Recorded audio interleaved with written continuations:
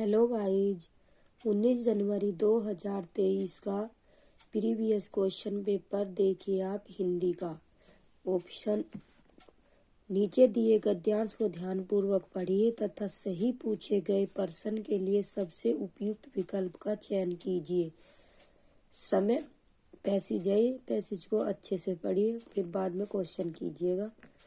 देखो आप, समस्त ज्ञान चाहे वह लौकिक हो अथवा आध्यात्मिक मनुष्य के मन में है, बहुधा वे प्रकाशित न होकर ढका रहता है, और जब आवरण धीरे धीरे हटता जाता है तो हम कहते हैं कि हम सीख रहे हैं। जो जो इस आविष्कारण की क्रिया बढ़ती जाती है त्यों तो हमारे ज्ञान की वृद्धि होती जाती है। जिस प्रकार मनुष्य पर से यह आवरण उठता जा रहा है वह अन्य व्यक्तियों की अपेक्षा अधिक ज्ञानी है, और जिस पर यह आवरण तय पड़ा हुआ है वह अज्ञानी है। जिस पर से यह आवरण पूरा हट जाता है वह सर्वज्ञ सर्वदर्शी हो जाता है। चमक पत्थर के टुकड़े के अग्नि के समान ज्ञान मन में निहित है, और सुझाव या उद्दीपक कारण ही वह घर्षण है जो उस ज्ञान अग्नि को प्रकाशित कर देता है। सभी ज्ञान और सभी शक्तियां भीतर हैं।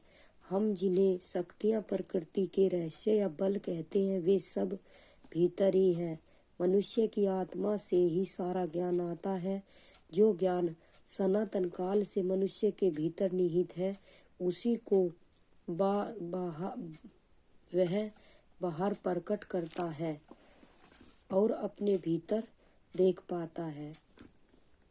क्वेश्चन देखिए आप। क्वेश्चन 1, गद्यांश के अनुसार समस्त शक्तियां अत्यंत बलशाली हैं, अत्यंत रहस्यमय हैं, उद्दीपक होती है, मनुष्य के भीतर ही है। हमने गद्यांश में क्या पढ़ा कि सारी शक्तियां किसके अंदर है?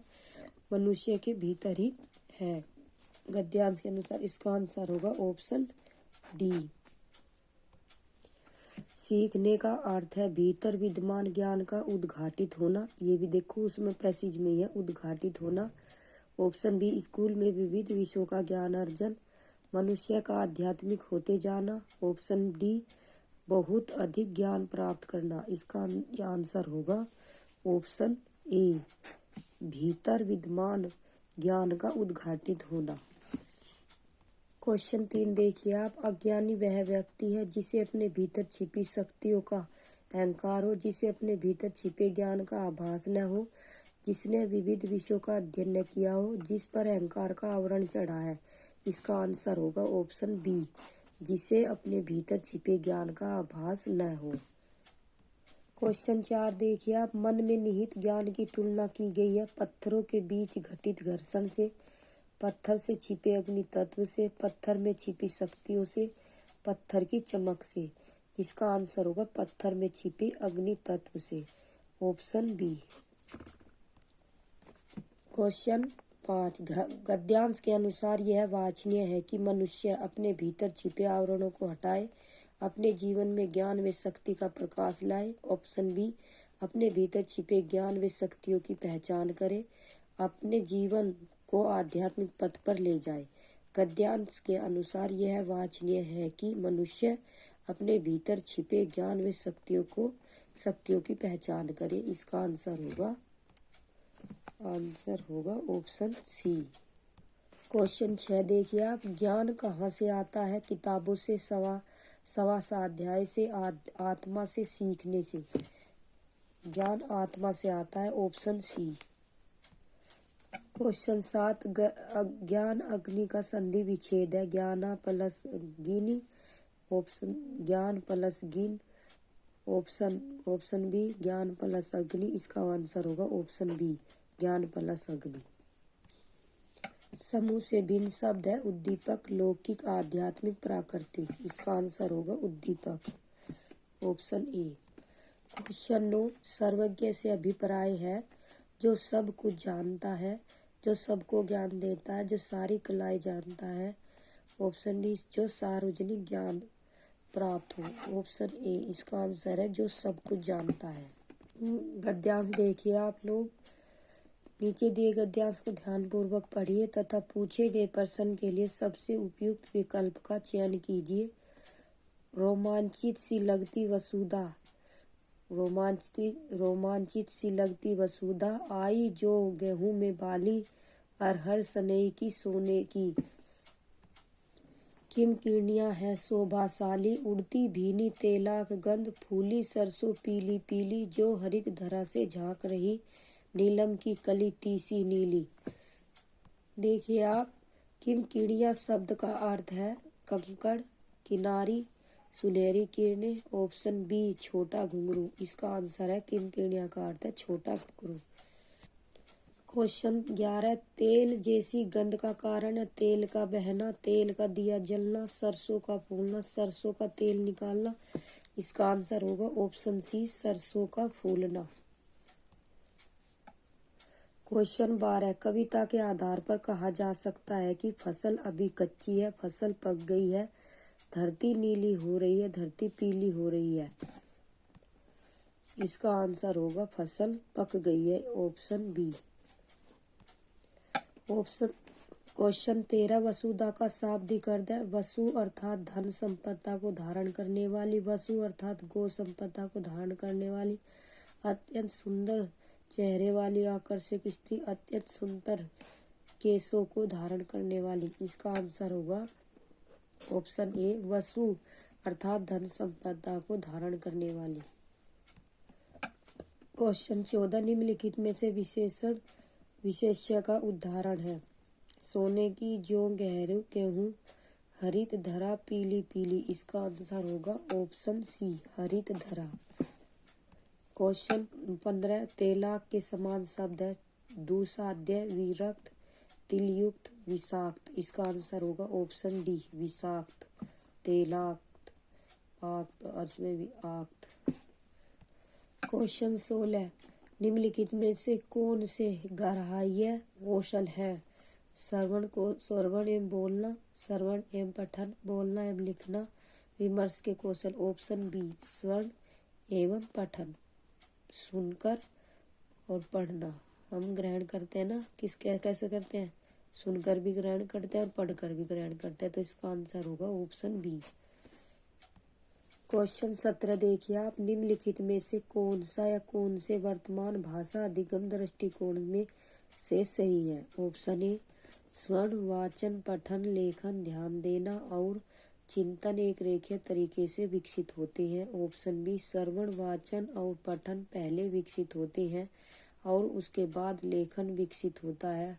ऑप्शन सी भाषा अधिगम में लेखन सबसे बाद में विकसित होने वाला कौशल है। श्रवण वाचन पठन और लेखन ध्यान देना और चिंतन साथ साथ विकसित होते हैं। इसका आंसर होगा ऑप्शन सी डी सही है। देखिए आप श्रवण वाचन पठन और लेखन ध्यान देना और चिंतन साथ साथ विकसित होती है। इसका आंसर होगा ऑप्शन सी और डी सही है। क्वेश्चन 18 देखिए पठन अर्थ निर्माण की प्रक्रिया है इसका क्या तात्पर्य। पठन स्वर्णिम ध्वनियों के समूह शब्द और वाक्यों से शुरू होता है। ऑप्शन बी पठन पढ़ी गई सामग्री के प्रति समझ और उसके प्रति बोध है। ऑप्शन सी पठन के अंतर्गत शिक्षार्थियों को पढ़ी गई सामग्री से भिन्न भिन्न अर्थ निकालने चाहिए। ऑप्शन डी पठन वर्णमाला के अक्षरों और पढ़ी गई सामग्री के शब्दों को डिकोड करना है। इसका आंसर होगा ऑप्शन बी पठन पढ़ी गई सामग्री के प्रति समझ विकसित करे और उसके प्रति बोध हो। इसका आंसर होगा ऑप्शन बी। क्वेश्चन 19 देखिए आप कक्षा 5 की एक अध्यापिका अपने विद्यार्थियों को 5-5 के समूह में बांटती है। वह उन्हें कुछ थीम और टॉपिक देती है जिन पर उन्हें राय का संग्रहीकरण करना है। विभिन्न पहलुओं पर लोगों का साक्षात्कार लेना है और उनकी व्याख्या करनी है। आंकड़ों के संग्रहीकरण व व्याख्या के आधार पर रिपोर्ट लिखनी है। इसे किस रूप में जाना जाएगा। इसका आंसर होगा ऑप्शन ए ऑप्शन बी परियोजना कार्य ऑप्शन सी पठन का थीम, अनुसरण, उपकरण, उपागम। ऑप्शन डी शब्दावली, अधिगम। इसका आंसर होगा ऑप्शन बी परियोजना का कार्य।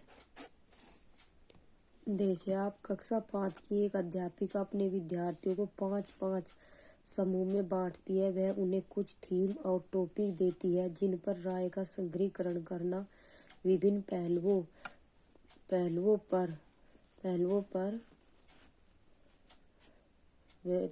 पर लोगों का साक्षात्कार लेना, उनकी व्याख्या के आधार पर लिखनी है। इसे परियोजना का कार्य रूप में जाना जाएगा। क्वेश्चन 20, भारतीय संविधान में अंग्रेजी भाषा को किस रूप में स्वीकृत किया गया है? सहकार्यालयी भाषा, मान्यता प्राप्त भाषाओं में से एक, शिक्षा में द्वितीय भाषा, उपकार्यालयी भाषा।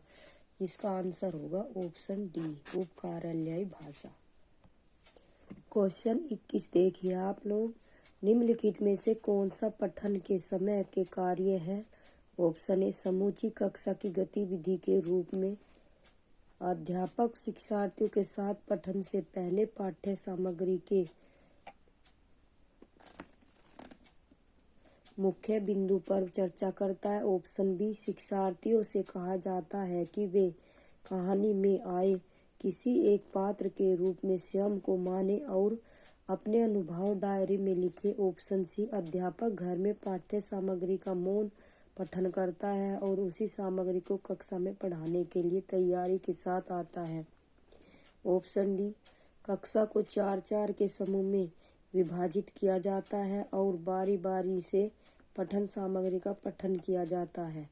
अध्यापक बच्चों को पाठ्य सामग्री को समझने के लिए डिकोडिंग में सुगमता प्रदान करता है। इसका आंसर होगा ऑप्शन डी। क्वेश्चन 22, भाषा क्या है? भाषा व्यवस्थाओं की व्यवस्था है, व्याकरणिक व्यवस्था है, वैज्ञानिक व्यवस्था, सामाजिक संस्था है। इसका आंसर होगा ऑप्शन ए व्यवस्थाओं की व्यवस्था है। क्वेश्चन 23 देखिए आप, क्वेश्चन 23, रूप फार्म आधारित उपागम के माध्यम से भाषा के व्याकरणिक पहलुओं का अध्ययन क्या अर्जित करता है? ऑप्शन ए कार्य विधि ज्ञान, ऑप्शन बी घोषणात्मक ज्ञान, ऑप्शन सी विषय वस्तु का ज्ञान, ऑप्शन डी वस्तु का ज्ञान। इसका आंसर होगा ऑप्शन बी घोषणात्मक ज्ञान। क्वेश्चन 24 देखिए आप, निम्नलिखित में से कौन सा आकलन के उद्देश्य के बारे में सही है? ऑप्शन ए आकलन शिक्षार्थी को यह सूचित करने के लिए किया जाता है कि उसने क्या सीखा है। ऑप्शन बी आकलन यह जानने के लिए किया जाता है कि विद्यार्थी ने क्या नहीं सीखा है। ऑप्शन सी आकलन शिक्षार्थी को यह बताने के लिए किया जाता है कि कक्षा में वरीयता के अनुसार वह कहाँ है। ऑप्शन डी आकलन शिक्षार्थी को उच्च कक्षाओं में पदोन्नत करने के लिए किया जाता है। ऑप्शन ए और सी, ऑप्शन बी ए और बी सी सही और बी सही है, ऑप्शन सी बी सी सही है, ऑप्शन डी। इसका आंसर होगा ऑप्शन बी ए और बी सही है। आकलन के उद्देश्य के विषय में सही कथन है। आकलन शिक्षार्थी को यह सूचित करने के लिए किया जाता है कि उसने क्या सीखा है। आकलन यह जानने के लिए किया जाता है कि विद्यार्थी ने क्या नहीं सीखा है। इस प्रक्रिया में शिक्षक बालकों की शैक्षिक प्रगति का मूल्यांकन कर उचित समाधान प्रस्तुत करता है। इसका क्वेश्चन 25, राष्ट्रीय शिक्षा नीति 2020 शास्त्रीय भाषाओं के अध्ययन को किस रूप में अनुशंसित करती है?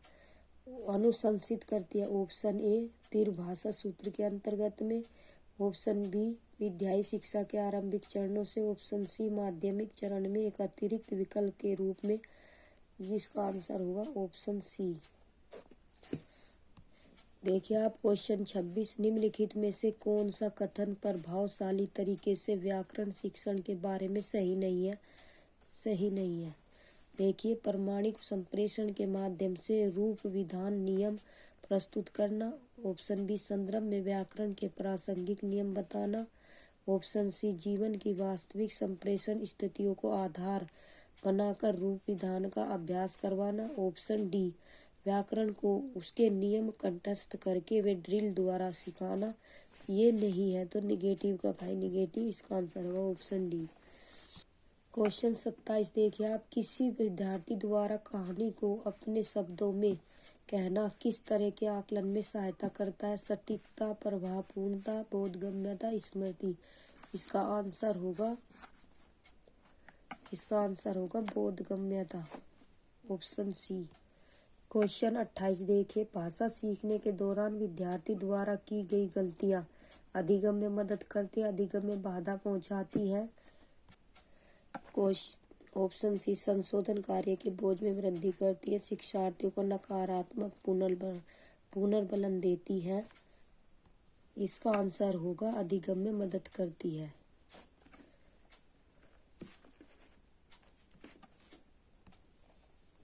क्वेश्चन 29, एक उत्कृष्ट वाचन गतिविधि वह है जिसमें अध्यापक अधिक बोलते हैं, शिक्षार्थी अधिक बोलते हैं, प्रतियोगिता प्रतिभाशाली समान है, अधिक वाचाल विद्यार्थियों की सहभागिता अधिकतम है। इसका आंसर होगा ऑप्शन बी शिक्षार्थी अधिक बोलते हैं। क्वेश्चन 30, भाषा अर्जन से तात्पर्य है भाषा की व्याकरण के नियमों का अधिगम, अनौपचारिक स्थितियों में अचेतन रूप से भाषा अधिगम। ऑप्शन सी औपचारिक स्थितियों में सचेतन रूप से भाषा अधिगम। ऑप्शन डी भाषा के बारे में अधिगम। इसका आंसर होगा ऑप्शन बी अनौपचारिक स्थितियों में अचेतन रूप से भाषा अधिगम।